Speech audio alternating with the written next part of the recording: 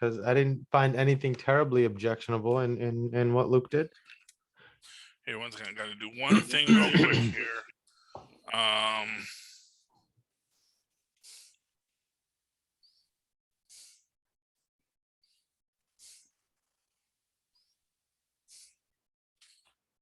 So I'm just gonna. So I was asked because I'm doing a Howard the Duck podcast as well with our good friends from Down Under. And I'm just starting this to record. Okay. Pardon my burps. Okay. And pull that up. Pull this up. Okay. Now we should be golden. Hopefully. Right. Yep. 18 seconds in. Recording has started for that. So that's just to see if I can record my audio while we do this. So that when I do that one, I can record my audio and send it as a separate MP4 so he can edit it in all together when he does the Howard the Duck podcast. So this is the test. Dig it. All righty then. Are you ready? Let's do this. Okay. Avast me hearties and welcome once again to Full Stream Ahead. I be your captain, Charlie the Professor Esser. And with me as always is me's first mate and skinny rich friend. It's Mozz. Hey, Mozzie, welcome back to another episode of Full Stream Ahead. Tonight's episode, in a land of sand and mist and spice. From the desert comes a stranger. Chapter 6, The Book of Boba Fett. Mysteries are explored. Boba Fett learns new information. Our director, of course, is Dave Filoni. Oh. Yeah, another Dave Filoni joint on this one. Gotta get our writing credits right here because there's a whole controversy about our writing credits here in a minute. Jon Favreau, of course, gets our written bio along with Dave Filoni because those two, they like to get their Star Wars action figures and make them kiss. Of course, apparently, wow. So Jon Favreau is getting the Book of Boba Fett created by credit based on Star Wars by George Lucas. And hardest working person in show business this week is Noah Clore, our staff writer. Does somebody have a problem with him getting a created by credit? Is that no. So I guess, and I can't remember if I believe it's Cobb Vance. In the credits at the end, they didn't say Cobb Vance created by this writer. I believe that's it might, because I don't think it was Cad Bane. Is it Cad Bane or Cad Bane, Tristan? Cad Bane with a B. Cad Bane with a B. So, but I guess Cobb Vance is from a novel. And I guess the writer said, they should have credited me as the creator of Cobb Vance.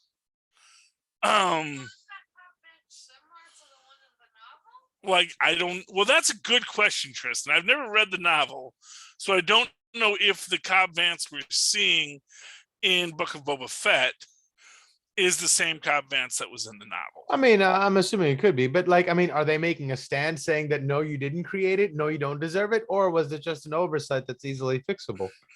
It might have been an oversight. Honestly, I think the issue is that there's just so many people that are credited in these creator credits that the credits get long, And I guess that's what you can always say is that when the credits get long, they start to decide what credits get stuck in there. Hey, squeaky wheel and all, this guy will get added back on, so that's good. Oh, sure. I mean, it's fine if that's what they want to do. One thing I will say about this episode of Book of Boba Fett is this is the second episode in which Boba Fett really isn't in it. No. In fact, they could have had a cardboard cutout of Boba Fett, and it would have worked just fine. And I'm not here's what I'm going to say. I don't think that is any kind of statement about Tamara Morrison as an actor. No. I think they just really wanted to jam this Mandalorian plotline to set up the next episode of The Mandalorian. So Yeah, we knew what was going on. And it's almost like, back in the election days, when Trump would show up to a lower rung politician's event and be like, hey, look, like, hey, so like I'm sure Tamara Morrison welcomed it. Hey, come lend credence to this world that we've created and show everybody, see, we're in the same world. So I thought it was a welcome thing for everybody. Oh, no. I mean, it's fine. It's fine. No, but it's I guess the problem at a certain point is because, they have gotten a lot of flack. Here's the problem with the Book of Boba Fett, basically, in a nutshell, is that The Mandalorian was this great story, and it opened up this opportunity to tell this great Boba Fett story. But the problem is that the Boba Fett story takes place concurrently with the Mandalorian story. So as a result, in order to tell Boba Fett's story, you have to go back and retell all these points of Boba Fett's evolution and characterization, which is great. But as a result, cinematically, it gets a little bit disjointed. And I think that's one of the biggest problems for Book of Boba Fett right now, is that, So they're these two trying to do all these episodes are things. just like duct tape trying to piece the thing together. Yeah, well, these two episodes just sort of highlight how perfectly encapsulated The Mandalorian was. But again, it's because they didn't have to do any backstory. Like, The Mandalorian wasn't trying to build out lore for The Mandalorian. You got to go as you went with The Mandalorian and say, oh, this is The Mandalorian's lore, It's like I said, at some point, someone's going to do a fan edit where all of the Boba Fett stuff is told continuously. So you're going to get Boba coming out of the Sarlacc pit, Boba meeting the Tuskens, and all this stuff. That sounds and then fun. Boba, and then you're going to splice in the Mandalorian stories that Boba Fett was a part of. And then you're going to have it end off at Book of Boba Fett, and then it's going to make a lot more sense. Because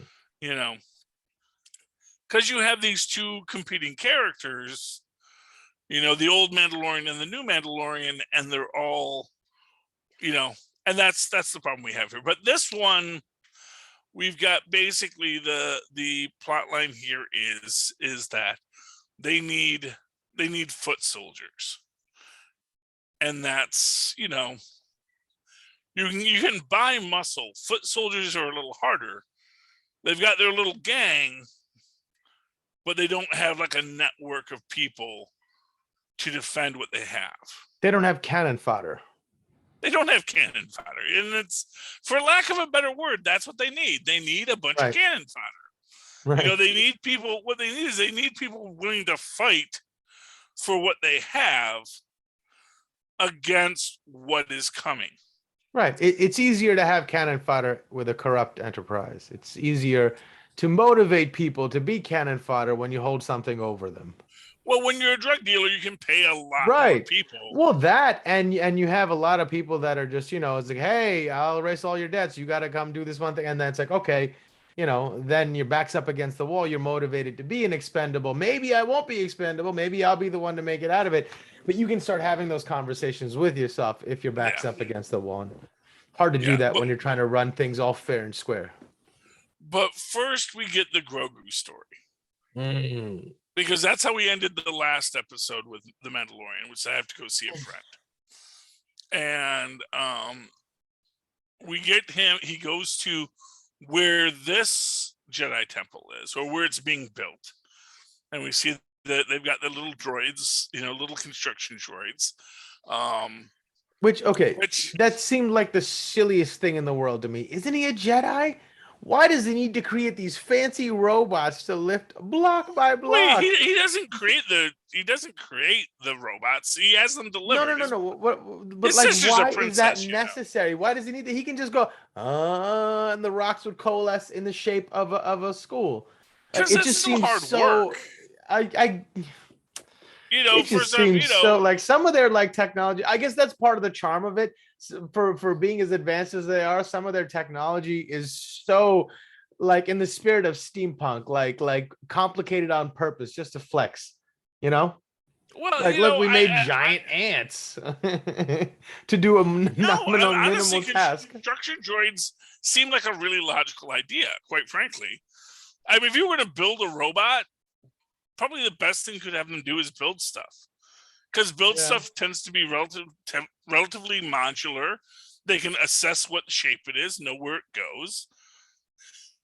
And that's the thing. It's like the best things for the droids to do are, the pit droids who fix cars and building droids that just build buildings. The They idea seemed that really inconvenient. They seemed like a lot like, look at this complicated, inconvenient thing that we can build, you know? It's like a well, no, I mean, swarm of giant. it's a complicated, inconvenient thing we're building, which is a Jedi temple. No. I meant the ant robots. No, I thought they were very, very practically designed. I think they were like I the didn't. most practically I designed thought it was droids like we've something ever like you seen. buy in one of those airplane catalogs, that seems over the top unnecessary, but just like it's like, we have ants that carry a block at a time. I'm going to disagree with you. I'm just going to say that I think that I mean, Yeah, here's fair what I'll enough. say. Like, probably in like the ancient lore of the Jedi, yeah, it was the Jedi's move the stones and all this kind of stuff, and maybe maybe there's even a point in that about taking the shortcuts, because Hmm. that I think is kind of the crux of this But if you're this. arguing against a shortcut, isn't that a shortcut? No, I'm not arguing against the short. What I'm Oh. saying is that maybe this is a shortcut that Luke is taking. Hmm. And because he wants to get his school up and running, he wants to rebuild the Jedi Order. Hmm. And if maybe there is a deeper legend to be unearthed from this, it's that you can't just rebuild the Jedi Order. As I said, this is the thing. This is why I actually, you can hate me forever, but I think the Rise of Skywalker, for all of the characters that didn't get their time in the sun, fine. A lot of characters don't get their time in the sun. I thought the end of Rise of Skywalker was perfect, where she just says, "I am Rey Skywalker," and she is saying that I am not per se being a Jedi. I am not per se being anything. I am rebuilding from the start. I'm putting the past away and I'm rediscovering what this relationship with the Force is really meant to be. And in this way, the idea that Luke is cutting corners, very much like Luke, very much like Anakin, very much, as Ashoka says, so much like your father. Ahsoka. Isn't there an H in there? It comes before the S. Comes before the Ahsoka. Okay, yeah. Well, there you go. And so he it's an interesting way the whole storyline plays out. And in that sense, and this is the thing. I think everyone wants things to be what they want it to be. Because this is what because as I'm sure you know, it's like the whole cliffhanger of this episode isn't, surprisingly enough, isn't the bar blowing up. No, it's just what's Grogu going to choose? What is Grogu going to choose? Which sadly shows how much more invested we are in Grogu's story than we are in Boba Fett's story. Absolutely. And what people have suggested is that was the old way of the Jedi. That's Luke doesn't understand that, it's his connection to people that makes him powerful as a Jedi. And there's no stating that, and I'm not stating that that's not all true. I just think that people are misinterpreting what Luke is doing. What Luke is actually doing is giving Grogu the choice Anakin never got. Because Anakin was told by Yoda, there's too much fear in you. You really can't be a Jedi. I'm sorry, kid. You tried, you're good, we love you, but I'm not gonna train you to be a Jedi. It's not gonna go well. And then all of a sudden Obi-Wan says, well, I will train him. He will be my Padawan, and yada yada. Well, actually, I think Qui-Gon says that first, and then Obi-Wan does it. And at no point does anyone ever ask Anakin, hey, Anakin, what do you want to do? Do you want to never see your mom again? Because that's what's going to happen. And that's literally what Luke says to Grogu. It's like, look, I want you to understand, if you choose to be with me and be a Jedi, you're probably not going to see the Mandalorian again. Because I know you think it's just a day, but for other people, that's a lifetime. And what you choose is going to have this weight and this value. This is called informed consent. This is what Doctor Strange doesn't do with Peter Parker in No Way Home. What the Jedi don't do with Anakin, they don't give him informed consent, where they really go over, look, here are the advantages of being a Jedi.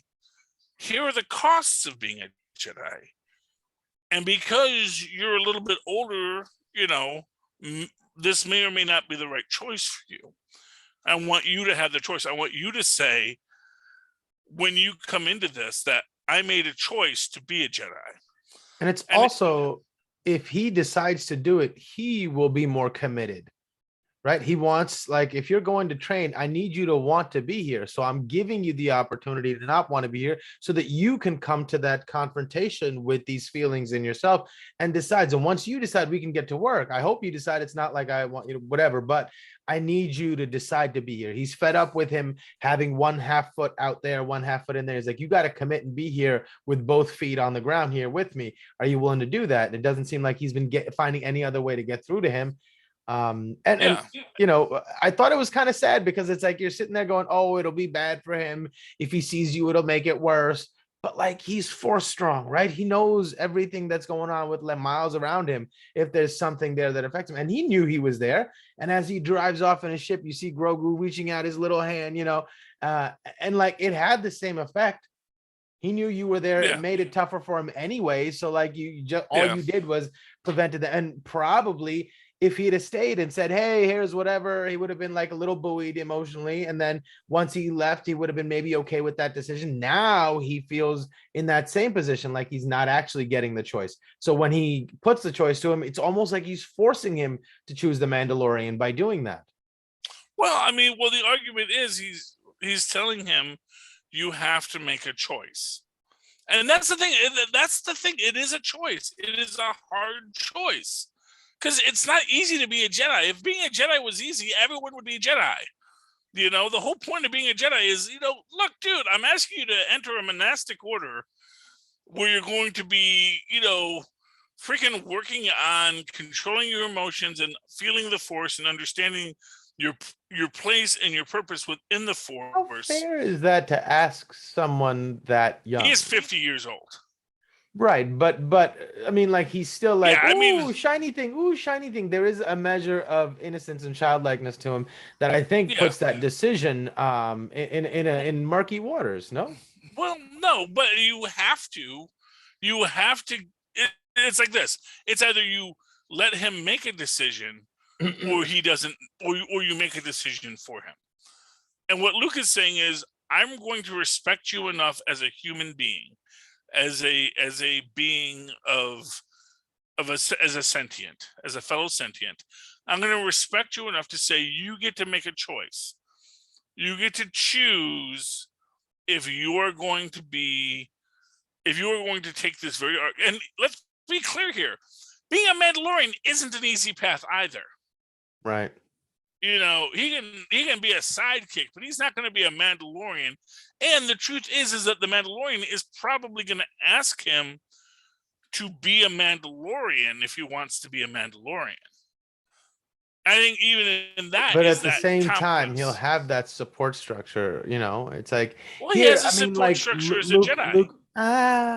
But their whole thing is, we're not attached to nobody.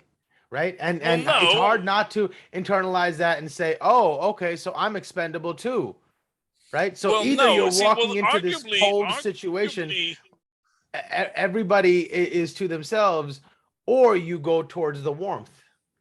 well, actually, one can clearly argue that Jedi are attached to other Jedi. But as Yoda said, understanding that someone is understanding that that someone has become one with the Force should not make you sad. We can miss them, but they are one with the Force. That this is the way of things. This is the flow of time and reality. And so that attachment that makes you lash out at the world, which is what the Jedi worry about, is having that attachment, is problematic. It's not because you shouldn't have an attachment to someone, but that you should never let that attachment overwhelm you in your relationship to the Force. Because the point, as I always say, the point of the But if that's Force. the point, then why is it almost like a cult-like separation from your family and your group? Well, and to be fair, that is a problem of the old order. Right. And that is a problem of the old order. They're not. Here's the thing: the Mandalorian isn't Anakin's mom. He's not a slave on Tatooine. He is living his own life. He is living his best life as best he can. Although he But has, they have shared battle. They they have have. saved each other's lives. There's a bond in that he Oh, hasn't true, true, built true. that with Luke yet. No, not yet. And that's the idea. It's like Luke knows he has a connection, but he has to connect to the Force. And this is the idea. Like, Luke wants Grogu to connect to the Force, to be one with the Force, and to move the Force, and to be a part of that energy. Now, because of Grogu's species, they are uniquely attuned to the Force. He will always have the Force as a part of him, but he will not be a Jedi unless he chooses to be a Jedi. I He think can. I'm sorry, go ahead. No, he can be a Mandalorian, or he can just be Grogu. He can't just be a random tridactyl lost in the universe doing his own thing with relative with some Force powers, as you do. Semi-phenomenal, nearly cosmic Yeah, powers. you get that scene at the very beginning with this where Grogu is getting a frog to eat, and then Luke just says, "There's 100 frogs here," Yeah. and is Right. basically showing Grogu, if all you want is a frog to eat, there's lots of Right. frogs. And I think You that's the know, metaphor in what I think he's not so eloquently trying to communicate is that if you're going to be at one with the Force is everything, right? How can you Mhm. be aware of the everything is if you're so focused on tiny little particles of consciousness, tiny little particles of Exactly. being, right? So I think the attachment is not so much about family, but they're thinking on so much more of a broad level. If you want to be one with everything, you can't be focused on little things. You have to really let go and let it in Yeah. more than letting something go. And here's the real conundrum of it. Grogu can choose the chainmail. He can choose the Mandalorian armor and go back to the Mandalorian. But is that going to be where Grogu feels best? Or is Grogu going to, in time? Because again, it's a lifetime. A moment to Grogu is a lifetime to us. Right. So when Grogu is a mere 100 years old, and he may just he may meet up with Rey Skywalker in 50 years, and she may say, Grogu, let's talk about the Force, and let me tell you about what I have learned of the Force, and you can tell me what you have learned of the Force, and they can build their own new temple of the Skywalker Mandalorians, the Skywalkerians, the Manda Skywalkers, whatever they're going to be, the Manda Walkers, the Amanda Walk, what?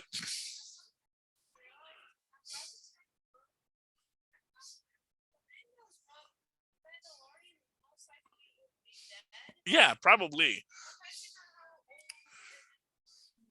Well, that's what I just said. Yes. The Mandalorian in the next 50 years will be much, much older. And, it's just the reality of it. So that's the flip side to the choice that Grogu has, because he can walk away, have adventures with the Mandalorian, and then come back and be a Jedi next week. Right. Well, that's also true. But I think his life would be way more fun with the Mandalorian. There'd be a lot more adventuring and a lot less sorrow. Well, no, not necessarily a lot less sorrow. I mean, there'd be a little bit of sorrow anyways, but he'd be gallivanting from here to here, adventure from here to here, doing a job from here to here. It won't be a constant struggle beating against like a brick wall saying, oh, it's this guy taking power. No, we got the power. No, this got the power. No, this got that. Enterprise just does not seem like where you can find a lot of joy in it. All you're going to find is struggle and pain. Yeah. And if you're the type to be like a martyr, blah, blah, blah, sure, go enjoy yourself. But maybe that's not for everybody. Yeah, I think that is maybe the truth of it at its core. Can we pause for 1 second? Yes. Thank you. Just put a pause on it. Yep. Hey. So the idea is it might be more fun being with Mando. And again, it's about your definition of fun. Let's not forget, Mando is about to get into the middle of a really big mob war. Right. There's going to be lots of people dead by the end of this. Sure. But one is like you're fighting for yourself or you're fighting for a cause. I don't know. The Jedi. Is this a cause to be the daimyo of Tatooine? Is that no? His cause is to help a buddy. Yeah, that's the cause. And it's like it's a different mindset when you're fighting to help a buddy or helping this guy or doing this to make some money versus we're in the right and you're in the wrong and blah blah blah. No, but that's the thing. I don't think that's Luke's Jedi. That's the thing. I think people are over assuming. I don't know. The Jedi always seem. I've never seen a happy Jedi. True. And right? I think that is what Luke is trying to figure out. Luke is trying to, and this is, I think this is what Rise of the Skywalker was really about. Was about realizing that the Jedi Order had, and this is arguably the problem with any orthodoxy. Once it gets too much into its own orthodoxy, once the, hey guys, here's an idea, here's a way to approach things, becomes here's how you must approach things, that is when things get to be problematic. So from a certain point of view, the problem for Anakin wasn't that the Emperor corrupted him. It was that the Jedi denied him his humanity. And when you deny someone their humanity, when you deny them the right to make a choice, because for Anakin, the entire thing was, you are the prophesized one. You are the most powerful Jedi to ever exist. You will be this thing. And they never even ask Anakin, do you want to be this thing? I think they were just too afraid that he would turn into the other thing. Well, that's no, why but they the never thing gave is, him a choice. but if if you give him a choice, maybe he goes back home with his mom, and they become and moisture then farmers. they corrupt him, right? So you could he was How? like an atom bomb that you couldn't let fall into the terrorists' hands. Yeah, but but the thing is that is what Luke is making sure not to do with Grogu, Right. because he knows Grogu is very much Powerful. likely, yeah, powerful. He knows how powerful Grogu is, but he also knows that if Grogu is not coming to being a Jedi with a pure heart, then Grogu is not going to be a good Jedi. Right. That And if that's I not make serving the him be, force, because if you constrain, it's going to fester and fester and grow and exactly. explode in bad ways. So even serving the good of the force is sometimes to listen to what the force is saying. Hey, maybe this isn't the best way to train this Jedi. Maybe Mm-hmm. the way to Jedis isn't only through you. Maybe you don't have a monopoly on deciding who's a Jedi or not. This person is very attuned to the force, and if he has a good heart, he will make a good user of the force. And whether you want to call it a Jedi or whatever the hell you want to call it, serving the force is more than serving the Jedi. And I think that is what Luke understands. And Yeah. I think he's getting a lot of flack because he's presenting it in such a way So that is people the say, controversy that he shouldn't have given Grogu a choice? Is that what well, they're that he complaining should have about? let him be, that he should have let him stand with a foot in either world. That he should have Oh let him no, no, play with the Mandalorian, say, well, now back to class, and then no, make it a dichotomy that he never can have. no. The That's Yeah, yeah. I disagree. exactly, and that's the thing. It's like, no, it's like you have to pick one or the other. And that's the Yeah. thing, is I don't think letting him have the chainmail suit, the chainmail shirt, as it were, is going to be a problem if he chooses the lightsaber. Right. If he chooses Yoda's lightsaber, and they will put the chainmail shirt off to the side, and Grogu may try it on, and it's a useful shirt. Yeah. It is a But it's more it a is a versatile. symbolic moment. Yeah, but it's the idea, like, which do you want? Do you want to be a Right. foundling, or do you want to be a Padawan? And it's just a simple choice. Both paths are hard roads. Being a foundling is not going to be a hard road, or it's not going to be an easy road. Because you are going to be asked to sacrifice yourself for the greater Mandalorian culture. I mean, we even see that all of the Mandalorians essentially sacrifice themselves, but three, Yeah. just Well, to protect they go a little far in their own Pandaren. directions. Exactly. Well, that's the idea. But you know what? That is what more noble cause is there than to die for your friend? Yeah, but But technically speaking, right now he's not even a Mandalorian anymore, so he has no creed to it exactly, in it's a very view. complex story. Right. But again, that's where the truly wise masters are the ones who can move beyond the code. Like I said, I fully believe the armorer set Jindarin up to say, go reclaim what it is to be a Yeah. Mandalorian.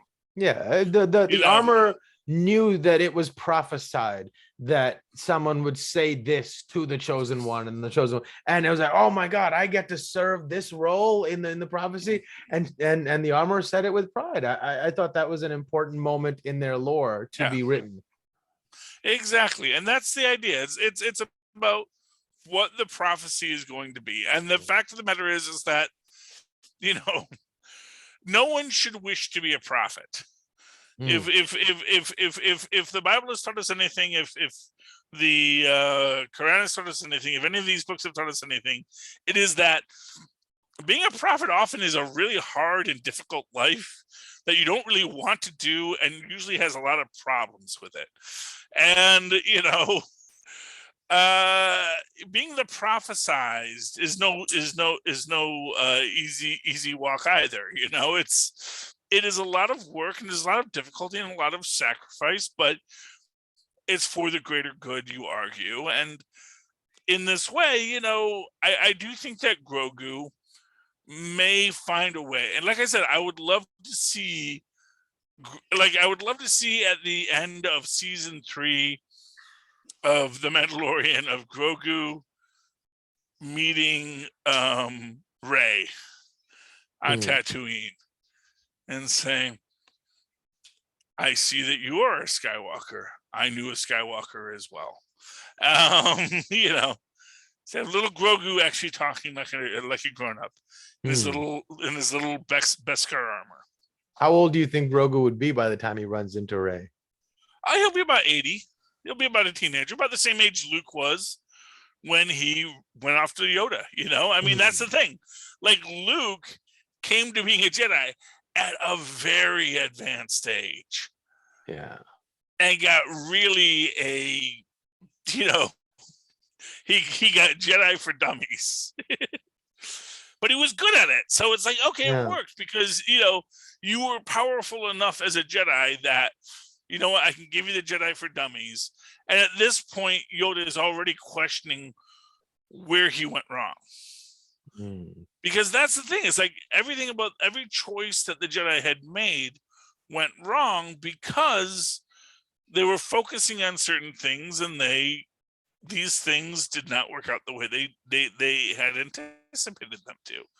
That they got outmaneuvered by Palpatine, that they got pushed into a corner, and in doing that, you know, things got difficult. And, you know, that is where Yoda is at the end of his life, and he's just trying to give that core of you know, the what it is to be a Jedi to Luke, because he knows that all of this artifice and ceremony is meaningless. What is important is, are you connected to the Force, and are you connected by the Force to all things? And if you can be connected to all things, then maybe you will make the right choices. You know, maybe you will do well. Because, you know, it's that question. It's like, were the Jedi supposed to be freaking knights? Were they supposed to be stabbing people all the time? Or should they have been wise prophets giving guidance to people? I mean, if people come a stabbing, you know what I mean? Well, yeah, well, that's the thing, is that I think at a certain level, the Jedi started as just the people that were in tune to the Force, and they could do these great and magical things. And then adventures happened, you know? Right. It's like they were almost like, you know, they were these peaceful, you know, it's sort of like, you know, Aang and the Airbender show. It's like they were just peaceful and they were monkish and they knew how to do these things. It was a beautiful thing. And then all of a sudden, everyone started coming at them, trying to pick fights with them. And then they had to be the warriors. And one imagines that maybe that's something that's again an association with the Mandalorians. You know, in this idea that maybe the Mandalorians weren't always so violent, but they were the structured society, and in their moment, you know, when they got to be the best at fighting, then everyone wanted to fight with them, you know, or hire them, you know, and that's the complexity of the universe, you know, and that, you know, I'm like I said, what we see here in this story is setting up Mandalorian 3, the Mandalorian, the third season, which is going to be about this inherent conflict between what the Mandalorians want and what the rest of you know, humanity wants. It's an interesting aspect of this. I think that I'm blanking on my words now. Had an idea and I think I've lost it. Okay. That's something to do with the meeting at the end where they're planning what they're gonna do. Well, I where mean, Boba Fett finally shows up. Oh yeah, okay. Well, first of all, we have to talk about with Cad Bane. Right. Cad Bane. So this is the thing, is like, it's like these, and this is the thing I always say to people when I'm trying to explain to people that there's a difference between a mob show and a Western. And this show up until now has been, the five families and all this kind of stuff. And this like city quiet manipulation behind the scenes. It's a different kind of film than that big expansive Western. And then these last two episodes, we have jumped back into that Western. With a build a car montage in the middle of The Mandalorian, which was nice. Because that, and for what it's worth, that is the tie between city life and wildlife is the build a car montage. Trick out the grease lightning, and that's what we're doing. But little pimp my ride in the middle. Yeah, and with Cad Bane. Now, as Tristan has pointed out, there is a history in a deleted scene between Cad Bane and Boba Fett. But it's a deleted scene, right? So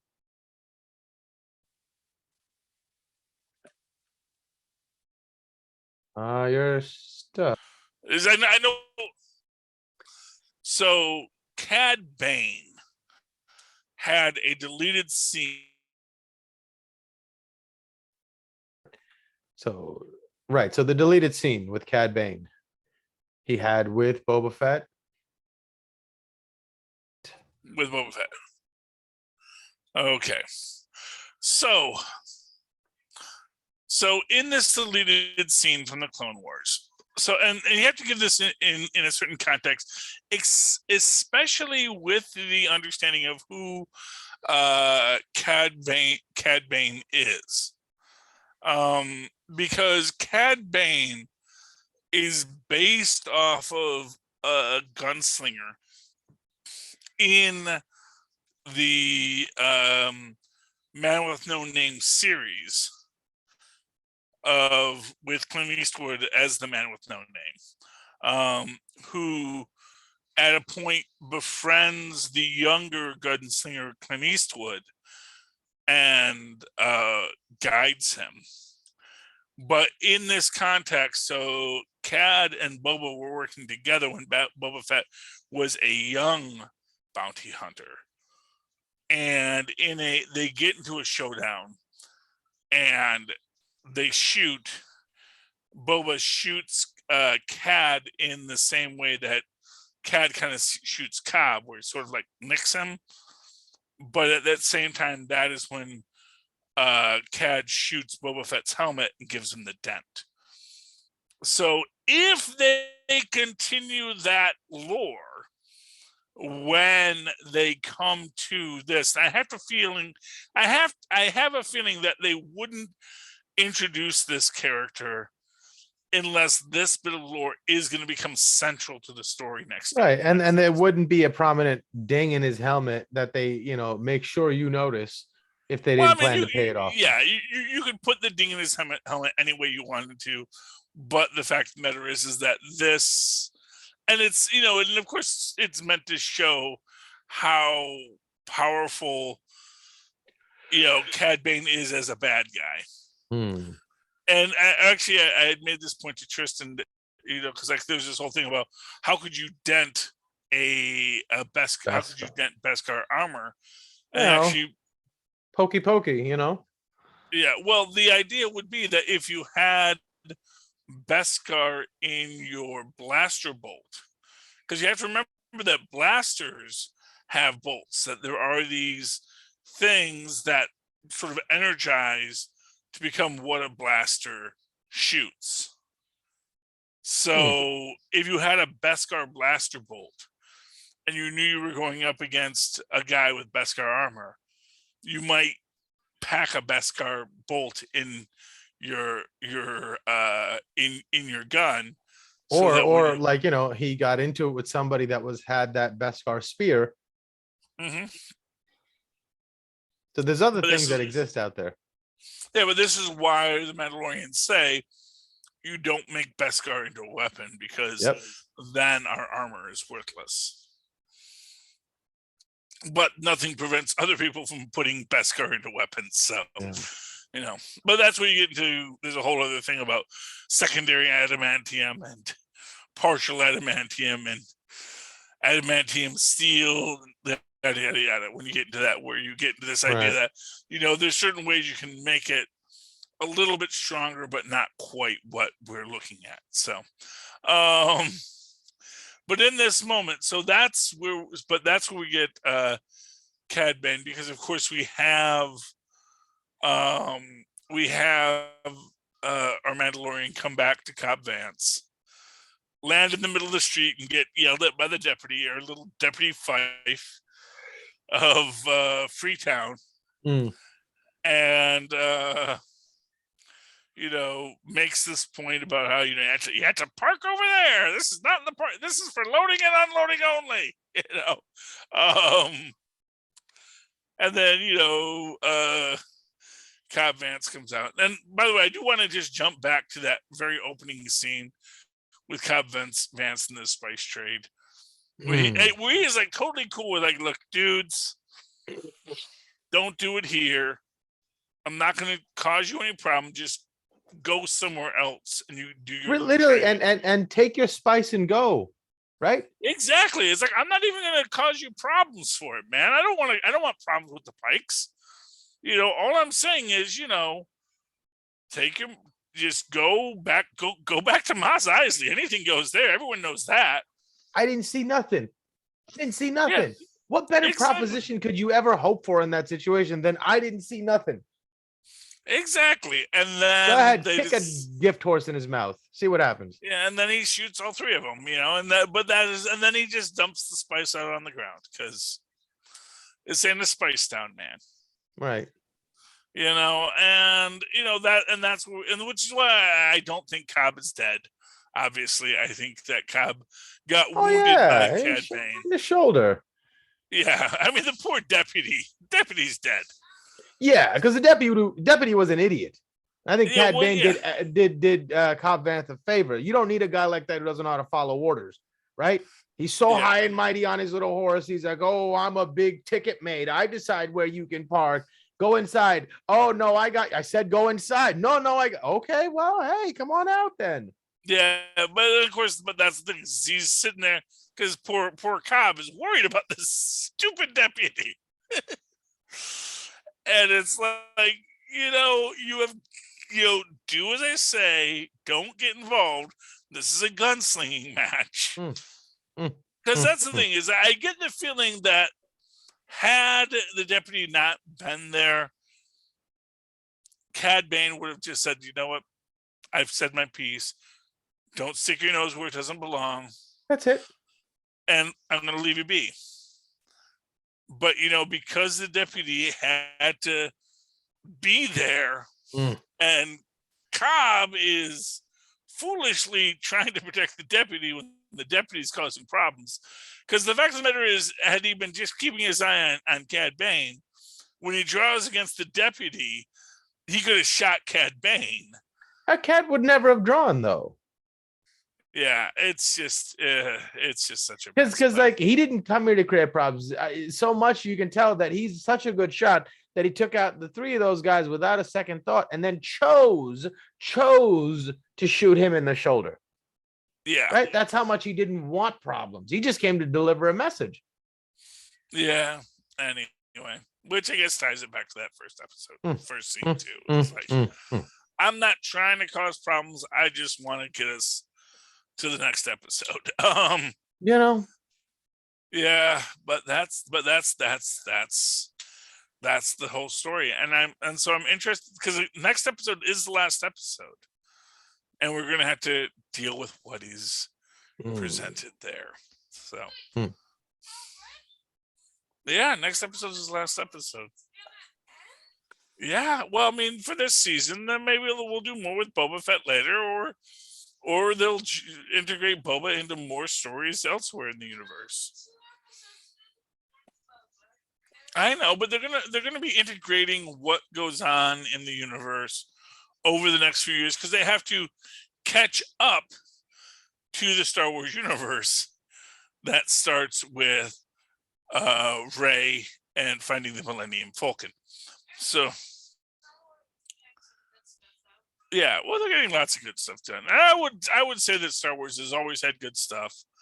There was a fun thing I saw recently, was a crossword puzzle, which was what is the best sci-fi series, and you could write in Star Wars or Star Trek, and no matter which one you wrote, like, all the other answers would still make sense. Oh, so yeah. Oh, that's interesting. It was a really interesting crossword puzzle I saw Where recently. it wasn't the New York Times puzzle, was it? It might have been. I have to double check it. Oh, interesting. That's so cool. Facebook. That's so cool. Because like Wars and Trek has the same amount of letters, and you could and like there were certain words you could put in on these other sides where it was cool. Like if you're going to do an E or an R, it worked out really nice. Man, so. that's a lot of foresight. Yes, well, that's the fun of making crossword puzzles. Oh, but anyway, so Mozz, any final thoughts on tonight's episode? No, it was a great episode. I can't wait to see more, and I hope Grogu forsakes the Jedi Order.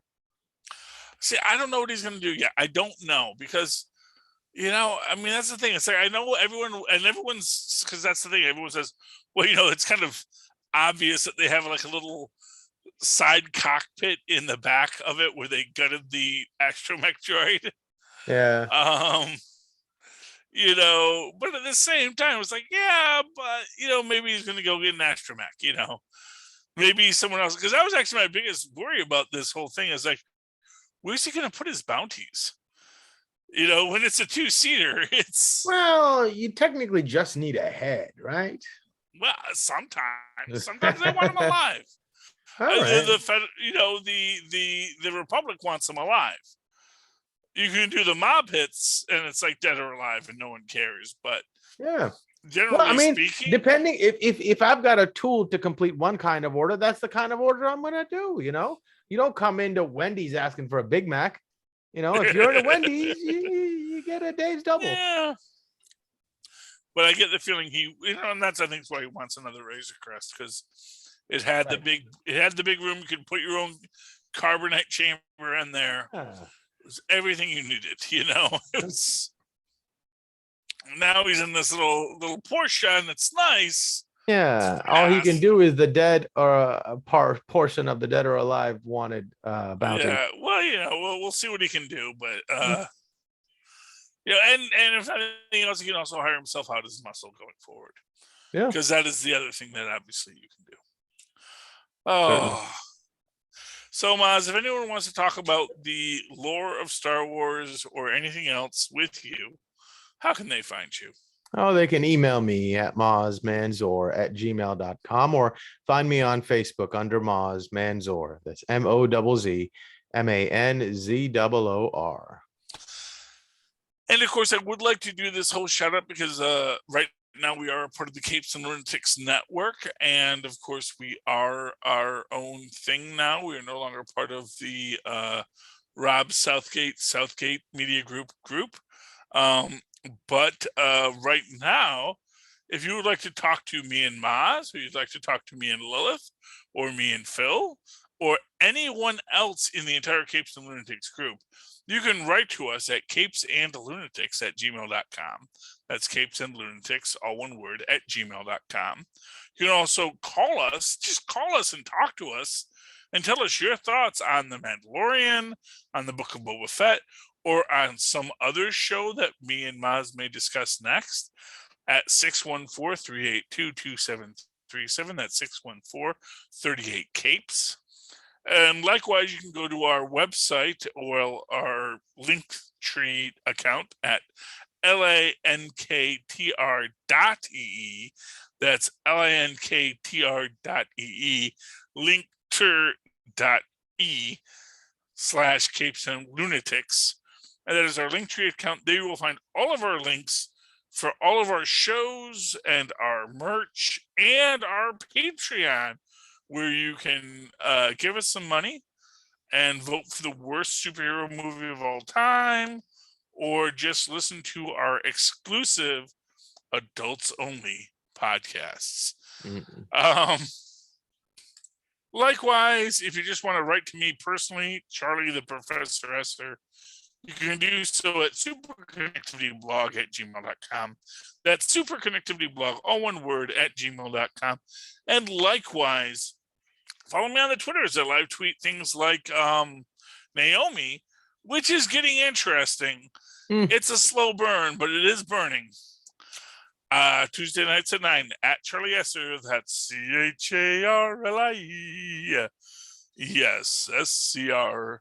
Look for the 2 E's in the middle. For what? For quality. Bing. Thank you, Mozz. All right, ladies and gentlemen. All right, me hearties. You have come to the end of another adventurous squall within the squall. I thank you for listening. I thank you for coming. Please tune in next week as we once again sail full stream ahead. Arr.